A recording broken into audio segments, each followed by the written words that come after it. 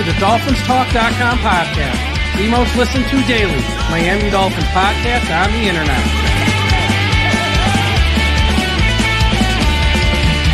Miami's got the Dolphins, the greatest of all. Come on, Dolphins fans.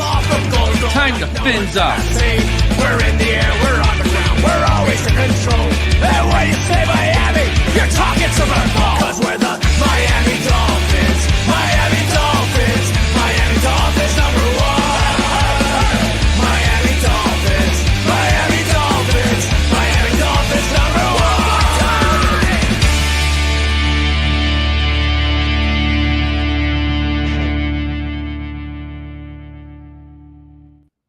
Hello, Miami Dolphins fans. How are you today? And thank you for listening to the DolphinsTalk.com podcast on this Wednesday, June the 18th.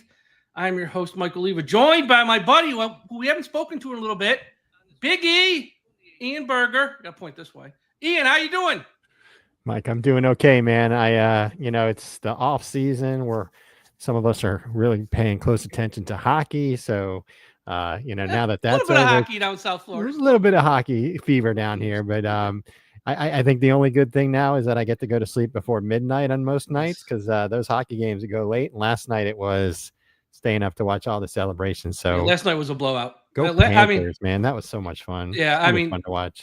I'm not a Panthers fan, but I am very happy for the fans of South Florida because I know how much suffering they go through with the Dolphins. So I am very much happy that the people who are Panthers fans, who are also fans of Dolphins, have something to celebrate down there. I have to say, though, because this was a question that I kind of had in my mind. I'm like, am I following the wrong sport down here? Yeah. Oh, absolutely. Absolutely you are, Ian. Ian, I've been trying to tell you that for years. I've made my, I actually said this Sunday with Marissa, and I've said it a few times over the past, 5 or 6 months. People think I'm joking. I am not joking. And I will say this again. I will be 48 years old next month. I have made my peace that I will not see a Miami Dolphins Super Bowl. Forget winning, just get to the game in my lifetime. I have made peace with that I am not going to see that. And some people go, oh, you don't really mean that. Yeah, I do. Look how this organization's run. Yes, I do. I don't think we got a chance as long as the people in charge who are in charge now. Of course, if something changes, there's always hope, I guess. But it's so hard, man. It's so hard. And for the Panthers to do it back-to-back, to do it twice, really is a big accomplishment. So congratulations to them, which leads to the first live read of today's show. Caneswear. Look, Caneswear.com, the website. If you're in South Florida, 2655 South University Drive in Davie. It's a longtime sponsor of this show. We love Caneswear and everyone there. Yes, go there for the Miami Dolphins stuff, but they're going to be loaded up if they're not already with Florida Panthers Stanley Cup Championship gear, merchandise, hats, shirts, and everything else. So if you want Florida Panthers Stanley Cup Championship stuff, Caneswear.com, or go to their store in Davie, Florida. They will hook you up for sure. Yes, they got stuff for the Dolphins. Yes, they got stuff for the Heat and the Marlins and the Hurricanes and all that stuff, which we usually promote. But we have to put the Panthers forefront because this is going to be a big time for our friends at Caneswear to get that Stanley Cup Championship gear stuff. So keep going to the website, Caneswear.com, for that. Also, another new sponsor on today's show, which, Ian, I know you know a little bit about because we've been sort of talking about this behind the scenes, off the air, Ultra GM. Everyone go to the website, www.ultragm.com. Ultra GM is the most realistic GM simulator and fantasy sports platform in the world. Unlike regular fantasy football, Ultra GM Ultra GM users will acquire and manage a full roster of players, including the college draft, free agency, and the salary cap with real NFL salaries, practice squads, and you will compete against owners of other NFL teams as well against owners of the same team. So, Ian, if you're the general manager of the Miami Dolphins, you're going to be in a league with 13 other fans of Dolphins competing against 13 other Miami Dolphins fans as you manage your Miami Dolphins roster your way compared to 13 other fans of Dolphins. But you will also at the same time be in a league with 31 other teams of the 31 other teams as you manage that Miami Dolphins roster against, the Chiefs, the Browns, the Falcons, the Saints. It's really, really, really, really cool. And everything's legit. Like the real NFL salaries, the real if you make a trade, let's say Ramsey, and you have to eat money, you eat the real money on your cap, all that stuff. So ultragm.com. We're going to have more about this here in the coming days and weeks. But Ian, this looks really, really cool. It's a lot of fun, and had some conversations with the designers, with the creators of this, and I think this is really good, especially for the fans, not just Dolphins fans, but the fans who say, I can be a better general manager than Chris Greer. Chris Greer's an idiot. Let me do the job. Let me do the job. So now you have the opportunity to do it. And, like you said, you get to make all the moves. You have to deal with salary cap. You have to deal with free agency. You have to deal with the draft, having new players. And, if you realize after the first year of doing this that you're not any good and your team completely stinks, you can actually reset it. Because that was one of my questions. I said, what if I realize all the moves I made were horrible? And he said, well, then you can actually reset it at the beginning of the next season. So sounds like it's fun. And I'll tell you, this is for somebody who really pays attention to these types of things. And I know there's different levels of fans, and it is different than normal fantasy football, because fantasy football has a lot to do with luck. Yep. Your players are either going to do well or not. This has a lot to do with strategy. This has a lot to do with figuring out numbers. And I'm excited to give it a shot. And I think we're trying to get things set up by the beginning of July, if I remember correctly, so that we can start a draft and do some things with that. But I'm interested to see how it looks, and I'm going to love being part of this and getting everybody involved too. It should be a lot of fun. Yeah, and I'm going to have on the creator of this probably later this week on a show, so be on the lookout for that. But Ultra GM's a website. We're going to have a link of our own here to sign up through that probably in the next 24 to 48 hours, so be on the lookout for that. But if you can't wait and you want to sign up now, just go to ultragm.com. It's really cool, and we're going to be talking about this more as the year goes on. All right, Ian, before we get to our questions, because it's a mailbag show today, we got a lot of questions sent in.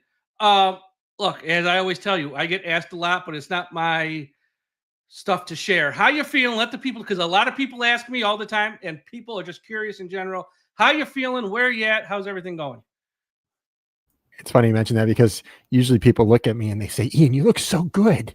You look like you're doing if they great. Only knew, right? Yeah. And that's it. And I have lost a ton of weight, which obviously makes me healthier, but I think deep down too, it's, there are the internal challenges, and I haven't been sharing like every little bit, but I will tell you, today marks 63 days since the last time I was in the hospital that I was admitted. Awesome.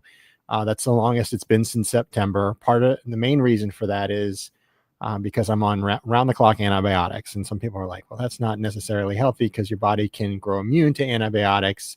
What the doctors are doing is they're kind of getting me on 1 week to one antibiotic, on a separate one the following week, and then back and forth. But I'll tell you, the one issue I did have was the first antibiotic. They had me on a very strong dose, and I ended up getting neuropathy in my feet where I started getting numb. So found out afterwards that that's actually a side effect to one of the antibiotics. So I've had to go off of that. And obviously there are still some limitations, many limitations, because of the tubes that I have that are going inside and outside of my abdomen, but really just trying to live each day as I can and working every day. Got doctor's appointments up the kazoo. Tomorrow I have off from work because it's a federal holiday, and I got 3 doctor's appointments scheduled for tomorrow. But again, just trying to do everything I can with my family, and trying to do everything that I can to get to training camp, which will be in a couple of weeks, and then hopefully some football games. But one update is I did get a call, and this is bittersweet, because when I'm sitting here and I see a phone call and the caller ID says UPenn, my first thought is always they got somebody for me, right? This is the call. Exactly. Got a call last Thursday from them, and they said, yeah, we need you to go and do some more tests. We have you do tests every 2 to 3 months to make sure that you're still good. And I'm like, I was really hoping this call was going to be for a different reason. And, but they did say, unfortunately too, that, they got an update on Monday that they have not gotten any perfect matches. But the process is rather slow. They're looking at about 2 people per week. They really want to find the perfect match. And I am a bigger guy, so they have to find the right size. But I just keep praying every day. And my wife and I were just talking about it tonight. We just need one match. That's it. One match, all the One folks that time. have, yeah, One and time. there have been a significant number of people that have applied. Thank goodness. I just need one of those to be a match. So hopefully they get through the list and they get to, maybe it's 6 weeks from now, maybe it's 12 weeks from now, but hopefully they get to that one, because really that's going to help me out significantly, prevent me from getting any worse than I am, and help me get back to living life like a normal person Absolutely. again. Man, that's the biggest thing. So that's my Absolutely. update.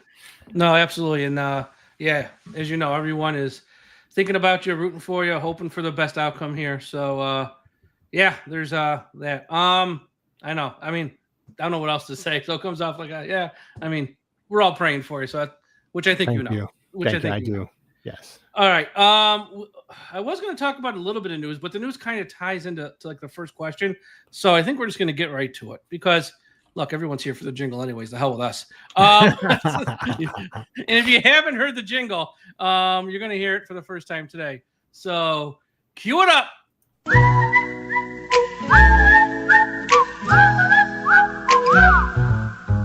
Here comes The Dolphins Talk. Mailbag, got your email faxes and your notes. Here comes The Dolphins Talk. Mailbag, gonna read some for all you folks. There it is. I love that jingle. It's the best jingle. It's the best. It's at the absolute best. Okay, first question is from Steve Travis. My question, do you think the team should pursue any more free agents? I am of the mindset of not signing anyone else and letting this be a let's see what the youngsters have kind of season, considering we aren't going anywhere this year anyway. Steve Travis, a ray of sunshine. No, Steve, I get it. We understand what you're saying. In this, I'll go first on this one because this ties into the news bit. So today, cornerback Jair Alexander signed with the Ravens. 1 year, $4 million, $2 million in incentives. We can make up to $6 million. I saw from the Miami Herald and the great Barry Jackson. Miami, they did not make him an offer, and they're waiting to move Ramsey before they make any other offers. Steve, I'm kind of with you. If you're not going to spend money in March when everyone's out there, if you're not going to spend any money in April when that next tier of guys is out there, why the hell spend money in June and July? You let that ship has sailed. The guys who are out there for a reason.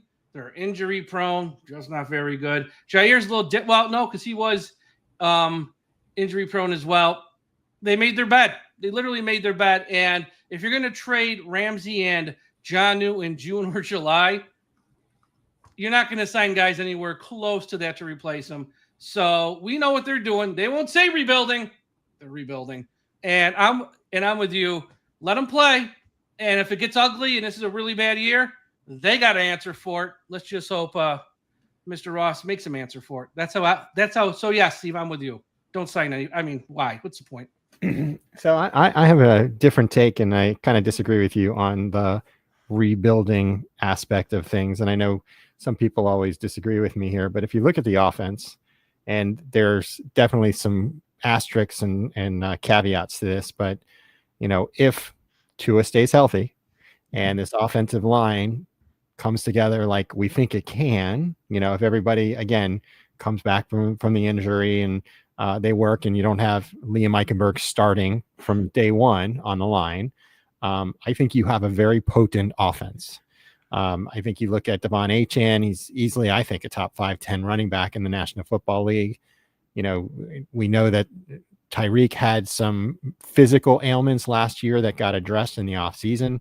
You got Waddle, who just stays quiet and does what he has to do. We got Achane. I always get his name messed up. From the Tennessee Titans, who's a really big, I think, number 3. Nick Westbrook Akine. I'm sorry. Akine. Yes. That's all right. Yes. You're good. But he is. I get all the names wrong. Don't worry about me. But I think he's going to be a great target in the red zone. And I also think that Jonnu, I think he's going to end up staying with the Dolphins. I don't think they're going to end up trading him. I just have a gut feeling. But we'll see. It's all about the dollars. But I think they do have to get rid of Jalen Ramsey, free up some money to be able to make whatever deal they want to make with Jonnu. As for that, to answer the question, I do think they still need to go out and get a veteran cornerback. I understand what you're saying. Let these young guys shine. Unfortunately, you don't know what you're going to get with Cam Smith. If the past gives you any indication of the future, he's going to probably still be on the bench. They keep saying this is going to be the year that he has to prove himself. Well, I think they've said that for the last 2 years. But I think you need some sort of veteran presence back there. You're not going to get anybody at the top of their game at this point, but I think you still need to sign a back end cornerback. Can we add a safety? Maybe. I think that's another area that you have to. But again, too, it's always going to be in flux. But we've got that defensive line that's with some healthy players, with what Chubb is looking like during training camp, with what Jalen Phillips is looking like during training camp. I think you're going to have a pretty healthy defensive line. So your back end may not have to be top 5, top 10 in their positions. So we'll see. But I don't think we are in a rebuilding. I think, again, offensively, I think we're going to be able to put up points as long as Tua stays healthy. Defense, it's going to take some time for them to gel, but I think they're going to get there. All right, so Steve, you got 2 very different answers from two different people. Yeah. As they say at Fox News, re-report, you decide. And it was in mini camp too. Training camp's not yet. And That's if right. you want your training camp seats and tickets, because you have to get tickets, they're up now at MiamiDolphins.com. If you're going, you have to get a ticket, get in early. They're going to go fast, as Ian can tell you for sure. They go quick. We got a new process this year. You have to actually submit your name and email address, and you can't just claim tickets. And then they send you the tickets. I don't even know how that's going to work, but you had to fill out a form, and then they're going to send you the tickets. Okay. Yeah. Which doesn't seem too bad, honestly, but yeah, it's not how it was. Next question's from Bruce. Mike, I loved your interview with Malik Washington. Seemed like a really cool dude. Question: do you think he can be a legit number 3 wide receiver for the Dolphins this season? Number 3, no. Number 4, yes, and he's ascending player. He's an ascending player for sure. Number 3, a number 3 wide receiver has to do a lot. Now I know with him, it really comes down to sub packages and what packages you're putting them on the field out there. So in some packages, he will be like a number 3. But if you're just talking, the majority of the time, he's probably really a number 4 right now. But again, he could surpass Nick Westbrook-McKinney and become a number 3, 100%. He could. I mean, well, I think right now in 2025, he's probably a number 4. I agree with that. I do like Nick as the number 3. Nick Westbrook-McKinney. Yes. I like him as the number 3, but I think you're going to get that speed, when Washington's on the field. But again, we've already got kind of that frame, that style player in Tyreek. So, but speed kills, right? So it's always great to have that additional speed. And I'm sure there's going to be packages where he's going to be on the field. You got Tyreek on one side, you got him on the other side, and they're just running, full as fast as they possibly can go all the way down the field. And it's up to Tua to get him the ball. But I don't see him as a number 3 right now. I see him probably more as a number 4. And as I said to him when I had him on last week too, if you look at his season, the last 5 games last year, he really came on at wide receiver. Like he really came on the last 5 games last year. So if he can continue that momentum into this year, he's going to have a role. Now, is he number 3, number 4? Sometimes he's just sort of splitting hairs over that. But if he continues to play like he ended last year, they're going to find ways to get him the ball for sure, because he is dynamic in some ways. And that's up to Mike McDaniel to find ways to get him the ball. And don't underestimate him being also the punt returner, because he's got that job on lockdown. Exactly. He's got both those jobs on lockdown, 100%. Yep. Next question from Steve 48761. I love those. Mike and Ian, hope all is well. Ian, I am praying for you to have a full recovery and get better soon. My question is, if Miami knew Jonnu Smith wasn't happy, why didn't they draft a tight end in April's draft? I know the Jonnu news came out in May, but they had to have known in late April, right? Well, not necessarily with this team. Not saying take a tight end in rounds 1 or 2, but at some point in the draft, wouldn't that have made sense? Short answer, yep. And that's why we're the Dolphins. Short answer, everything you said, Steve, is right. They had to have known in April. And the fact they still didn't take a tight end has you scratching your head. And if they didn't know in April, that just goes to show how clueless and lost they are. So you're damned if you do, damned if you don't. That's my take on this. But yeah, if they knew this was coming, we didn't need to take a safety in round 5. We didn't need to take 3 defensive linemen. Take a tight end at some point in round 5, 6, or 7. Well, and that's my question. Who would you take a tight end over? Oh, I would take one over Trader. I would take one over Marshall. We're weak at the safety position right now, right? You got Elijah Campbell as kind of penciled in. Patrick McMorris last year. He's the same guy, Trader. It's like the same. It's like I mean, Yeah. And then Artie Burns, right? He was undrafted. Artie Burns is more of a special teams guy right now, but yeah. Yeah. But no, he's not he was like a veteran. Right, my bad. I mean, in round 5, we took Marshall, which again I know we're weak at corner, but is Marshall really Jordan Phillips as well? Him I would have took. So him I would have took. Well, no, but I mean, round 5, round 6, round 7. I mean, I love Ollie Gordon, but he's a third running back. And if they knew they were going to trade Jonnu, take a tight end. Quinn Ewers. I'd like to pick around 7, but he's the third string quarterback. Take a tight end. The third tackle at the end of the draft. Nice guy. Glad we got him. If we knew this was going to happen, give me a tight end. Like he said, Steve, I'm not saying like him. Not rounds 1 or 2. I kind of get that. But we took 3 defensive linemen. We took a safety who's probably not going to play. I mean, good God.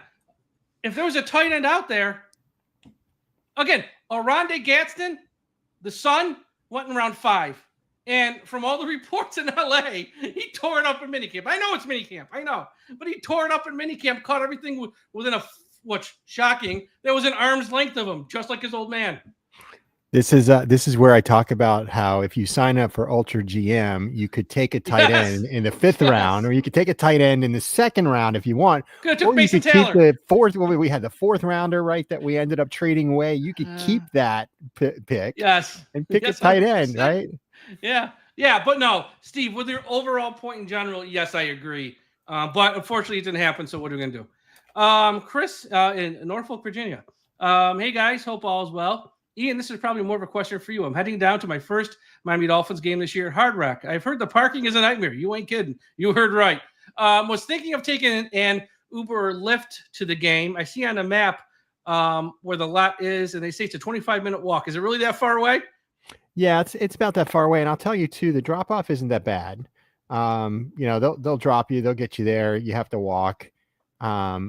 It's the pickup after the game that I always suggest if you're going to stay till the very end. Some people who have Uber will actually leave a little earlier so they can get a quicker ride. But if you stay till the very end, then you might as well just hang out in the stadium for a little while, and take your time. They usually have a spot where you can watch other games on one of the concourses, and because the line is traditionally very long. Now, one other option that I know last year they had, and I think they're going to do it again this year. I did that. Yeah. So talk about that where you park at the Hard Rock. Talk about that, because I thought it worked out great. That was fantastic. So I went down twice last year. First game with Tom, I went as media. We have a car for that because we park in a certain lot. The second game, I just went with friends, and we just sat in the stands, and they have a shuttle. It parks at 2 places. One's at the Hard Rock Hotel and Casino. That's the one I can speak of. You literally park there, and for $10, you hop on a shuttle, and there's a bus. It gets you to the stadium. I want to say within 10 to 15 minutes. It was probably closer to 10. It was that fast. And then after the game, you go to the one gate, which I don't know off the top of my head. Hop on the shuttle, and you're back at the lot or the hotel if you're staying there in 10 minutes. It ran like a Swiss watch. Like, there was no hiccups. They put those people on the bus, funneled them. They had the exact count number. Okay, you guys are on bus 1. Next bus, boom, filled up. You're on bus 2. Next bus, you're on bus 3. Those buses go, 3 more behind them. Fill them up. Boom, gone. And it was fantastic, and it was only $10. So check that out. Now, there's a pickup and drop off at the Hard Rock Hotel. There's another one in another part. It's at the Hard Rock website. I mean, there's one that's south of the stadium. It's south of the stadium, where the Hard Rock one is north of the stadium. Yeah, so there's 2 spots, but it's only $10, and literally you don't have to worry about anything. And it was awesome. I mean, that's one thing they did really, really well. So I would recommend that over a Lyft or Uber, honestly. And they run the buses like 2.5 hours prior to the game. So if you want to get there super early and head through the parking lots and see fans and hit all the tailgates you can. And then after the game, same thing. They run for a few hours after the game. So there's no rush or anything either way. That was actually I thought really it was brilliant for them to do that, because I know a lot of people needed that. Yeah. Especially if you're from out of town and you don't know the roads. Like, I'm not from in town. I kind of know the roads now after all the times I've been there, but I don't know them well. And my friends were from out of town as well, because we all met down there. So it just made it easier. Next question from Tim. Hi, Ian and Mike. Thanks for doing a mailbag show, and thank you, Mike, for all that you do for the vets with the military contest. After watching the Panthers win another Stanley Cup, it really hit me how important ownership, general manager, and coaching is in sports. If this season goes bad, and I say if, knowing it will be bad, will Ross finally get rid of Greer and McDaniel? You want to go first? Yeah, I think if the season goes bad, which I do not think it's going to go bad, but if it were, and meaning less than a 500 record, which I know you can't go 500 now with 17 games, but if you're 8-9 and worse, even if you're 9-8, you don't make the playoffs. I think there's going to be some significant changes. And the thing is too, which we haven't talked about yet, although we had talked about it when free agency opened, they did not change or restructure to his contract. And I think they did that strategically. If for some reason, Tua goes all hero ball again and tries to run up the field and tries to get a 2-yard gain, and he ends up getting a concussion that knocks him out for a couple of weeks. I think they've left themselves an opportunity to say, all right, well, if he's out and we end up losing a lot of games like we did last season and like we did the season 3 seasons ago when he was out, we have an opportunity to start over at quarterback as well. And I think I have a feeling that if McDaniel and Chris Grier, I think they are a package deal. I don't think you keep one and then you don't keep the other. I think that also means that Tua is part of that package as well. So I think this is a really big season. I know some people feel like there's not a lot of pressure. I think there's a lot of pressure on these guys to do well this year. Oh, I think there's a ton of pressure on them. But it's just a very interesting approach they took this offseason. And it's still very interesting how they're just ignoring the secondary. It just blows my mind how we're in June and they just sit on their hands. I think Grier might not be the GM after this year, but Ross ain't firing that guy. Because if he hasn't fired him yet, he ain't fired him now. And I think as long as the Flores lawsuit's open, he ain't going to get rid of his prize witness. So, and there was a report back in January, February, whatever it was, that Chris Grier might retire as a GM and move into a senior advisor, senior VP role. I think if this year is bad, we could see Mike Chris Tannenbaum. Grier. Yeah, I could see Chris Grier moving into that senior advisor or VP, whatever the title is, moving into that role. McDaniel's not going to have that luxury, but I could see Grier staying in some capacity. McDaniel, and I feel bad for him because this is year 4, and this is the worst roster he's had in 4 years. And now they're saying all the pressure's on, go win. It's like, really? I'd be looking at them and like, okay, so let's spend some money. And they're probably like, no, we're not spending money. So I don't know what's going on. But I think McDaniel is in more danger of getting fired. I think Grier, he's, that dude can survive a nuclear holocaust. I don't think he's going anywhere. I think if anybody's paying attention to the Florida Panthers, I mean, it took them, first of all, it took some ownership change. Hello. And then it also took, it took the general manager change, and then it trickled down to the head coach change. And once you replaced all 3 of those roles, you got a different, everybody says this word, you got a different culture within that locker room of the Florida Panthers. And it's just one of those where everybody's having a good time, but they're also very professional and they know what they have to do, and they're signing the right players at the right price. And through all the news, people also, the fact that you don't pay taxes here in Florida obviously won the Panthers the Stanley Cup for the 2nd year in a row. But outside of all that, all you got to do is look down to Sunrise, which is about 25 minutes away from the stadium, from Hard Rock Stadium, to see that they've made changes and they've got it right.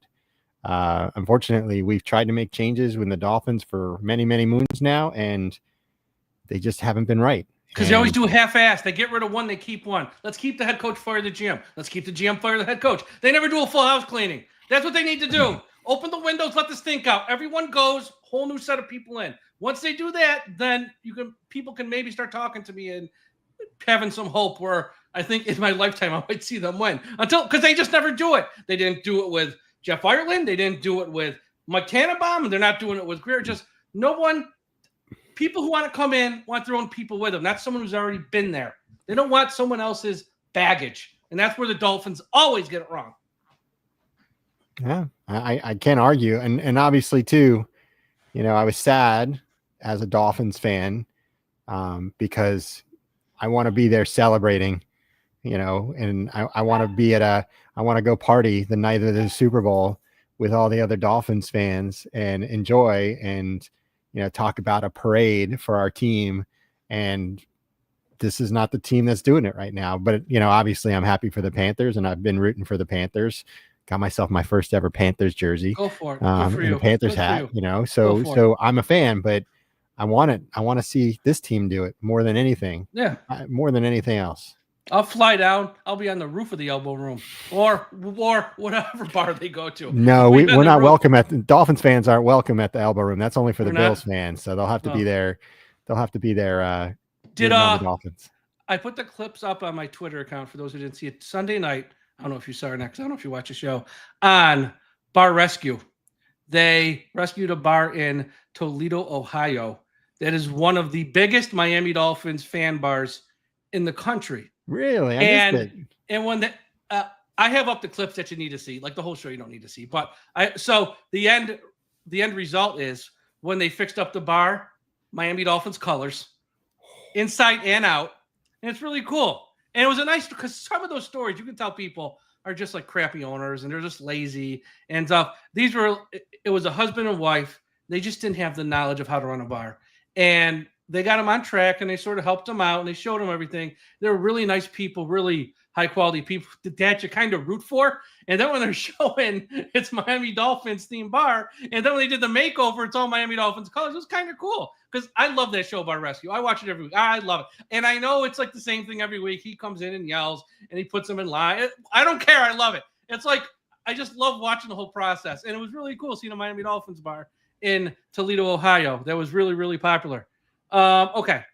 So I answered this question, by the way. I don't know if the problem is how many head coaches has Miami had since 95? And I said 95. Well, see, Shula 95, Jimmy. Well, if we got to count there's got to be 7 or 8. I'm not counting the interim coaches because I'll be here all day at that point. Yeah. But we had Jimmy, Wannstedt, Saban. And who was after Saban? Oh, don't forget about Cam Cameron. Yeah, that's what I was thinking. Then from Adam Cam Gase, Cameron, Philbin. We went to Tony Sperano to Philbin to Adam Gase to Flores, Flores to McDaniel. That's 9. Counting all the interim coaches, you got Todd Bowles, you got probably 15. Got Campbell. I mean, if we're counting interns, I couldn't even do the interns off the top of my head. There's so many of them. But yes, it's a lot. You're probably close to 15. Yeah. God, that's a lot of coaches. All right. 95. I like my answer better. Yeah, I like your answer because it's pretty damn close. All right. Before you get to the rest of the questions, quick. Everyone go to finheaven.com, largest Miami Dolphins message board on the internet. Also, check out the I Am a Miami Dolphins fan Facebook page from the great and talented Carlos Hernandez. If you're on Facebook. Also, subscribe to the channel on YouTube. Smash that like button right now. Smash it. Subscribe. And wherever you're listening, Apple Podcast, Spotify, or whatever platform, subscribe. And don't forget Dolphins Talk Extra, patreon.com/Dolphins Talk. We're running a June contest again, where if you have to be a member of Extra, submit your Miami Dolphins record in June for each game. Win, loss with a score. The person who gets it closest to be right is going to win a great prize. But you have to submit it in June, and you can't change it after. So if they go and, say they make a trade for a great player, which who knows if they would, in too late. Late August, that's still your record prediction in June. It's the June record prediction, and whoever gets it closest wins a great prize. And we give away a ton of prizes there too. Patreon.com/Dolphins Talk. All right, let's go through these last questions here. From Alex, and look, I'm going to skip the first few sentences. I do appreciate the nice words on the interviews. Yes, I've been having a lot of interviews, and thank you for that. But I'm just going to go straight to the question. My question is, you often say Tyreek Hill is a Hall of Famer. Would his off-the-field incidents hurt his chances to get into the Hall of Fame? No, but he's not going to be a first ballot Hall of Famer because those voters are not going to give him that honor. So it's not going to hurt Tyreek. He is a Hall of Famer. No matter what he does off the field, he's a Hall of Famer. Can't take that away from him. And it would be wrong to not put him in. But he will not be a first ballot Hall of Famer. He will not. I will promise you that. Just like a few years back where if he would have caught for 2,000 yards, people were talking about him for MVP. Those people who vote on those things do not like him. because he's been a little bit of an ass to them, and he was never going to win MVP that year because they were going to stick it to him, which is not fair, but that's life. And for the same thing here, when he's on the Hall of Fame ballot, he'll get in, but it won't be year one. Yeah, and I'm not even thinking about that, man. I just want him to perform.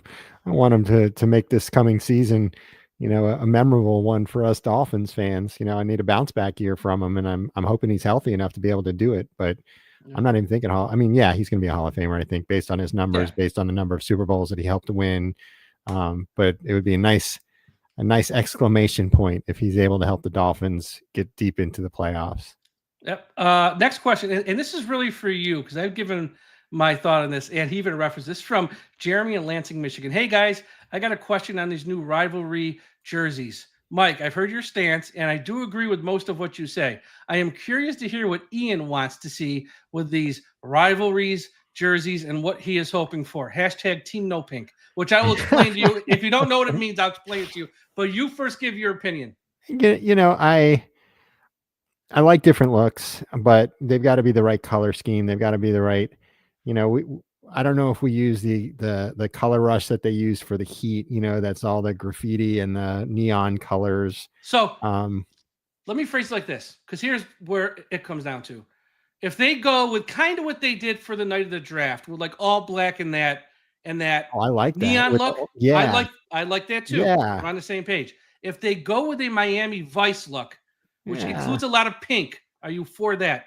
I don't think so. And I know that you're on my side. I love you. Yeah, and I think some people in Miami do like that, so I'm not going to discount their opinion. But for me personally, I don't know if that necessarily puts fear in the heart of your opponents.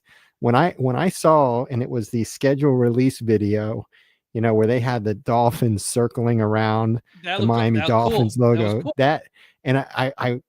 I actually thought that the schedule release video was going to be a little scarier than that and like put a little scare, and it kind of didn't end up that way, but whatever. But I kind of like that color scheme. I really like how that looked. Yeah. I'm with you there. So yeah, because my whole thing was, look, and I know, and I got a lot of push. Well, just like everything in this world, half the people love what I said, half the people hate what I said. I'm fine. I really don't care because it's just for one game ever. But for me, I don't want to see pink involved in this. And it's not because it's some anti this or that. It's not that deep. I just think pink, I know in the month of October, but that's up to the player's choice to wear the pink gloves or the pink cleats. That's their choice to do what they want. Yeah. But for a team uniform, I don't think it works in the NFL. Maybe that's an old man way of thinking. I don't want to see that per se. If it's a little bit, fine, who cares? But that's just my thing. I just don't think pink belongs on a football uniform. I know they do it in the soccer, the NBA and the soccer, and that's great for those sports. I think for this sport, it doesn't fit. That's just my opinion. I think when I think of pink, I think of the Miami soccer team, Yes. yes. So that's why I'm like, all right. And that's the primary color, which is fine.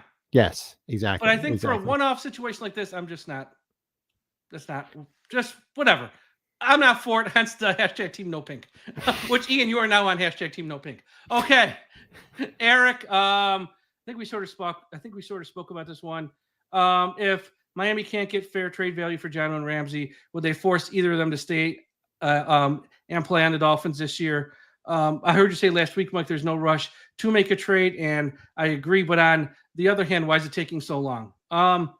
Ramsey's gone. There's no chance of him coming back. Mike McDaniel, you ask him in a press conference, it's like in a cartoon. The red starts at his feet and goes straight to the top of his head. He just doesn't like talking about it. Whatever happened there, it's rough. So Ramsey, there's no shot. Jonnu, they could force him. He might not be a happy camper, and he might have a hamstring injury for 9 or 10 weeks, but they could force him.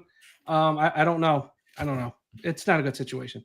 Yeah, and the players have the option nowadays to sit out if they don't want to play, and you can say force this person. You can't force not really sit out, but they can fine them, and they can, no, they could just say what Ramsey kind of did last year as he wanted a new deal. My hamstring is killing me, guys. So he shows up every day, but just stands on the sideline and watches. You can't control that. You can't do nothing. No, you can't do nothing about that. So this one's funny. And we've gotten ones like this before, but we haven't got one exact. This is a funny one. From Kimberly in Bath, Pennsylvania. Hello, Mike and Ian. I saw your tweet today about the Mailbag show. It's a long question, but it's well worth it. Trust me. And so I saw your tweet today, and I wanted to reach out and say that I love your podcast. I love that Marissa is back, and she was on the other day too. Okay. I've also loved your interviews, and God, Frank the Tank makes me laugh. Frank the Tank's the man. I love Frank the Tank. Frank the Tank. He's got no filter. I love him. No filter, and he's got a heart of gold. That's the other thing. I love that man, and I'm not afraid to say it. He's the best, Frank.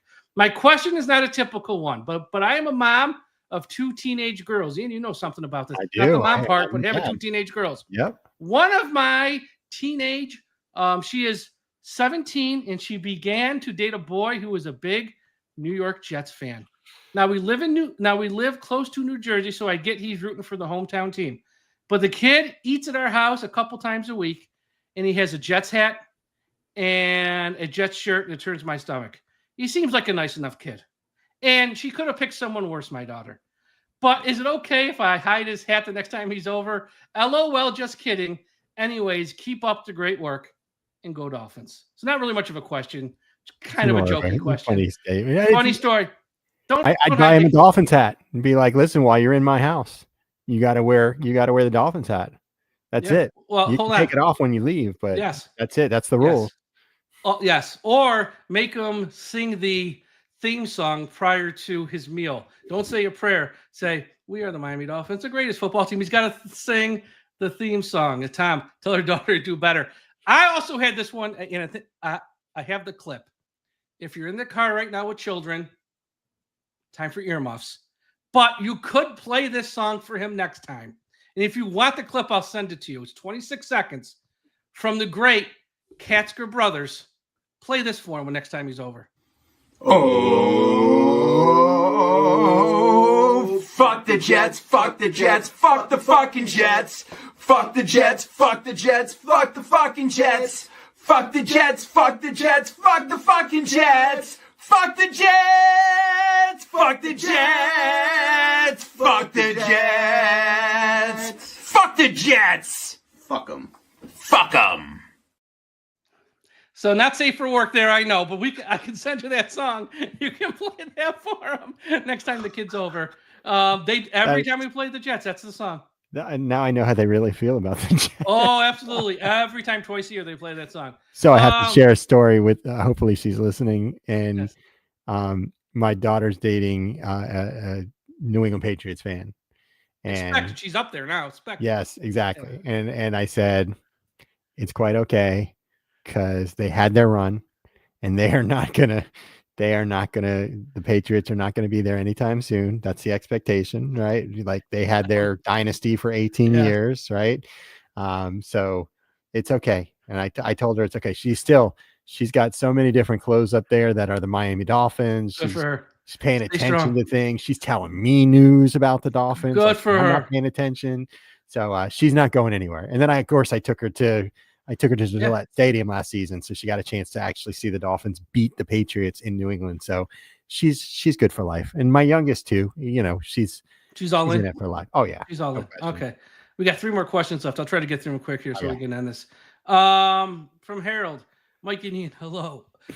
Excuse me, I'm coughing. Mike and Ian, hello. Are there any new TV shows I should watch? Mike, 1 year ago, you told me Landman, and it quickly became my favorite show. Looking for something fun to binge until football season gets here. Ian, you got one? I got one. Just finished the 3rd season, and which is the last season that's out there right now. It's on Netflix. The Lincoln Lawyer. Absolutely loved it. Yes, I'm all in on that one. Absolutely loved it. Yes, and they're coming out with a 4th season too. Yes, they are. And it ended on a huge cliffhanger, that last one, which I'm sure you just saw. Yep. Yes, love the Lincoln Lawyer. That's on Paramount, or is that on Netflix? Netflix. Yep. That one. I got 2 on Apple TV. One of them just ended. One of them just started. Your Friends and Neighbor with John Hamm. Awesome. Cool. Just ended. Your Friends and Neighbors. It's only 8. I think it's 8 episodes or 9, and it goes quick. Awesome. Love the Hamm. John Hamm's great. New one that just started a couple weeks ago on Apple TV. Stitch with Luke Wilson or Owen Wilson. One of the Wilsons. I can't remember. It is Owen. It is Owen. He's Owen the one Wilson. It's great. What and where? Yeah, exactly. It's great. Yeah. Stitch. It's great. Stitch. Your Friends and Neighbors, both on Apple TV. Those are 2 ones that'll hold you over. Here's what I like about Lincoln Lawyer, by the way. So there are some shows where it starts out and like you kind of know how it's going to go, and by the end, like it Well, it's got wraps a lot up of for twists that and turns. episode. Yeah. But then like the next episode, like Blacklist, every episode it's like it's a story amongst itself, and then that story ends within the episode. The next episode, a new story starts and it ends before that episode. With Lincoln Lawyer, story starts episode 1, and then it goes all the way to episode, I think it's 10. And then finally at the end of 10, it kind of wraps everything up. So it's like a building story until that last episode, which I like because it's keeps you thinking like, what's going to happen next? Yeah. Did you ever see the movie? I did. Yes. My Matthew McConaughey. Yes, exactly. Yeah. And my father was the one. I told my dad I started watching that. Yeah. And, you know, he's retired now. So Yeah. son of a gun, he beat me to the end of it because he's like, oh yeah, I saw 4 episodes today. I'm like, Dad, I worked 9 hours today. So. I ain't got time for that. I ain't got no time for that. All right, 2 questions left. From Andrew. Mike, every time you say, this is probably okay. Mike, every time you say Stephen Ross's Weekend at Bernie's, I spent my coffee out. Very funny. Why are we carrying 2 punters? I'm confused. Do we really need to have a punting battle this training camp? Thank you, Andrew. Yes, I do think it's Weekend at Bernie's, so that's the sad part. Yeah, I have no idea why we carry 2 punters. If they always have a little competition sometimes at various. Not a punter, we don't, and it's just I don't know. I mean, why sign Stonehouse if you're going to keep Jake Bailey? Did you see Jake Bailey got married and his wife's first name was Bailey? She just became Bailey. Yeah, I did see that. I saw that when they got engaged. Yes. I hope the Bailey family is doing very well. Hope they're doing great. I have no idea. And if we signed a punter for like 1 point something million and he's not the punter, that really would be. And look, I don't know the whole contract either, but that'd just be a little confusing. Last one from Frank. My friend and I, over way too many beers about a month ago, had this debate. Settle it for us, guys, if you can. Tony Nathan or Kareem Abdul-Jabbar? Talking about the football player, not the basketball player. Right. Which one had a better career for the Dolphins? Tony Nathan played more years, but Kareem Abdul-Jabbar had much better seasons. Tony Nathan. But he was only with us for what, like 3 years, 4 years? 3.5. Like it. Yeah. 4. Sure, I can call him up.